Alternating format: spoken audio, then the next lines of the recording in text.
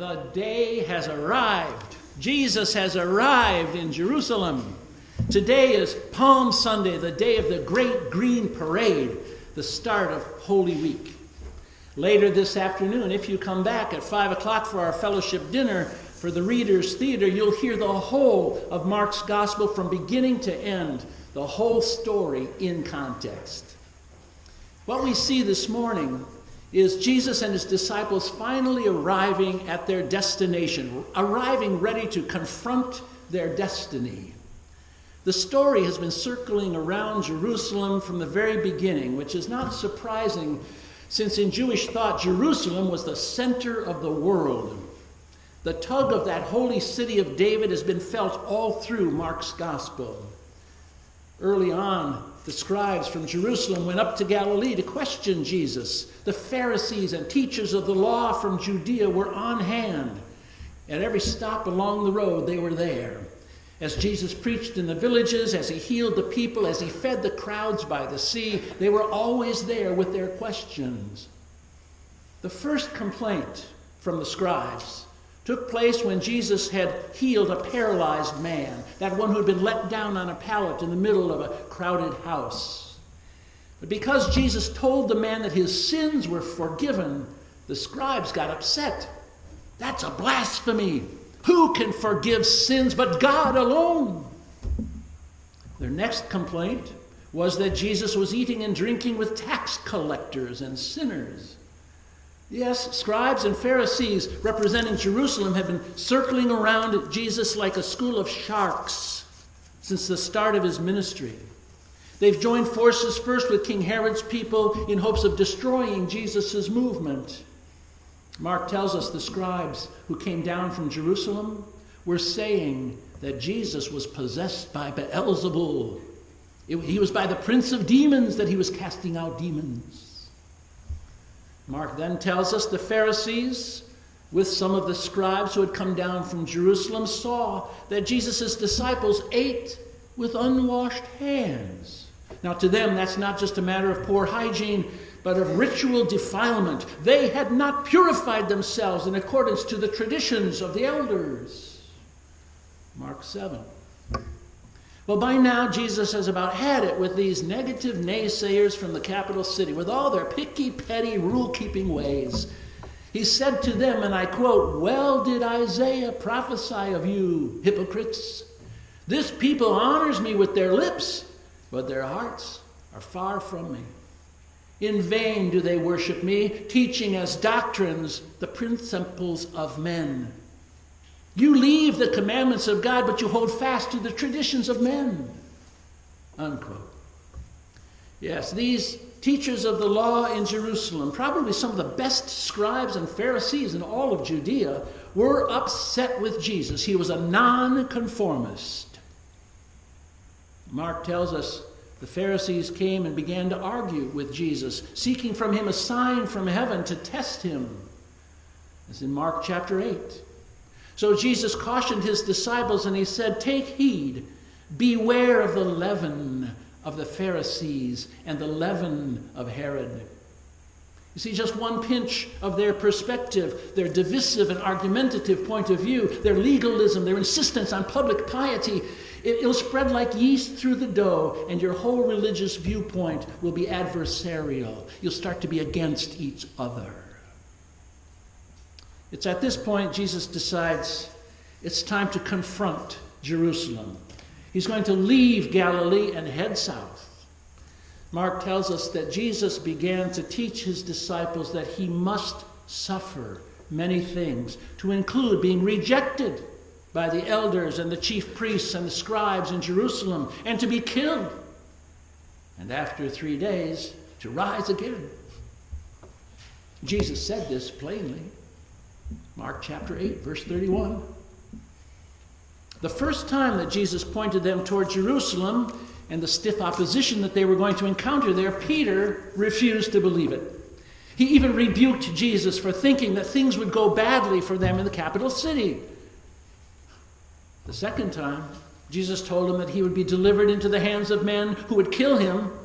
Mark tells us the disciples did not understand what he was saying to them. and they were afraid to ask him.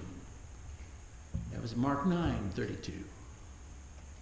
In chapter 10 of Mark's Gospel, Jesus leaves Galilee and heads to the region of Judea, beyond the Jordan River, down in the valley near Jericho. And again, the Pharisees come to Jesus in order to test him. This time they test him and ask him about matters of marriage and divorce. They are relentless, but Jesus continues on his way. Mark tells us they were on the road, going up to Jerusalem, and Jesus was walking ahead of them, and they were amazed, and those who followed were afraid. Mark 10, verse 32.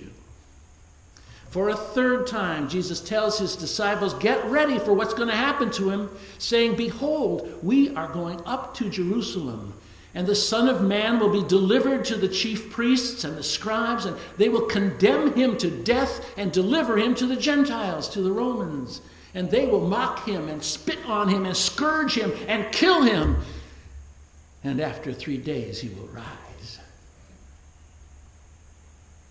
Jesus had set his face toward Jerusalem to beard the lion in its den, so to speak. And he was not about to turn back despite what he knew was ahead of him on the horizon. They came to Jericho, at the base of the mountain upon which Jerusalem stood, where Jesus healed Bartimaeus, a blind beggar, who immediately followed Jesus and joined his disciples on the way as they were going up the hill. And then as they drew near to Jerusalem, to Bethphage and Bethany at the top of the Mount of Olives, Jesus sent 2 of the disciples into the village to get a colt. And that's where we picked up the story that Lee Copeland read for us this morning. The Palm Sunday Parade. The story, as I said, had been circling around Jerusalem from the very beginning, and now Jesus has arrived, and he enters the city for the first time. Well, by now, the readers of Mark's Gospel know that this city, especially with its temple, its priests, its teachers, its scribes, who are looking for all guidance in things Jewish, together with the palace, that is King Herod's party, they have been the origin and the source of all the opposition that Jesus has encountered. Jesus pointed 3 times to the brutal encounter that is about to happen. So things are tense as they near Jerusalem. Now, we who know Jesus' story know that this is the place where Jesus is going to meet his death. But it's also the place where Jesus meets enthusiastic support. A cheering crowd meets Jesus as he enters. The church traditionally refers to this day as the triumphal entry, like a royal coronation or like an inaugural parade. Here comes the king. Here comes the king. Here comes the king.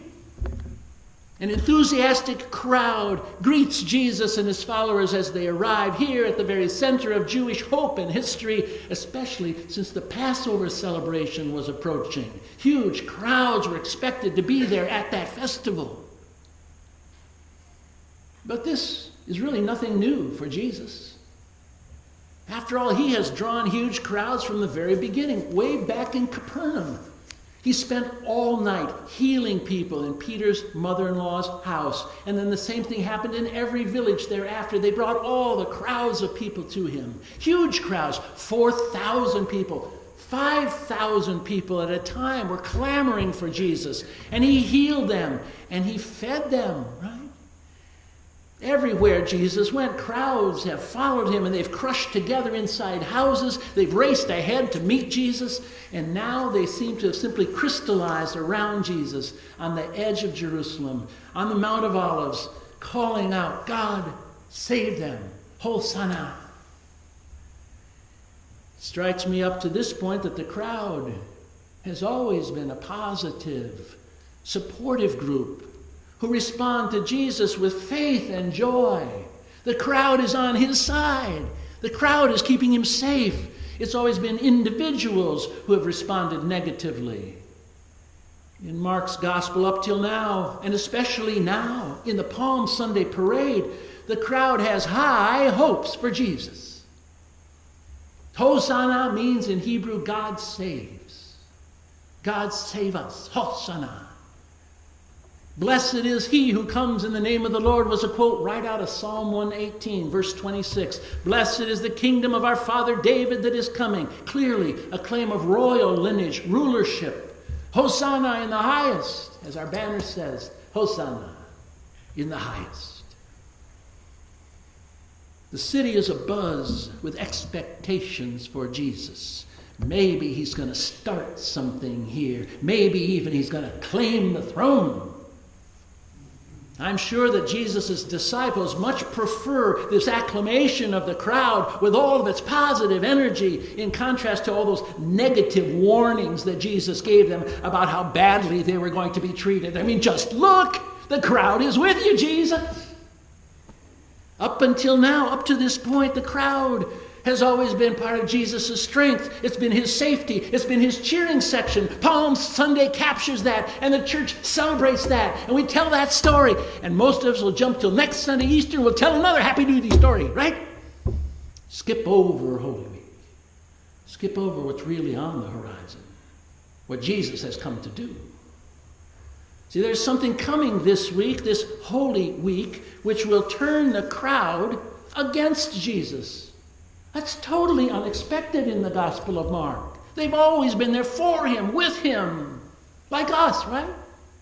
We're on his side. It's a crowd that will come with swords and clubs to arrest him in Gethsemane.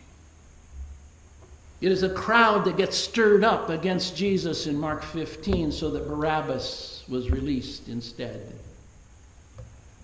Pilate said to them, what shall I do with this man whom you call the King of the Jews? It was the crowd that cried out, crucify him.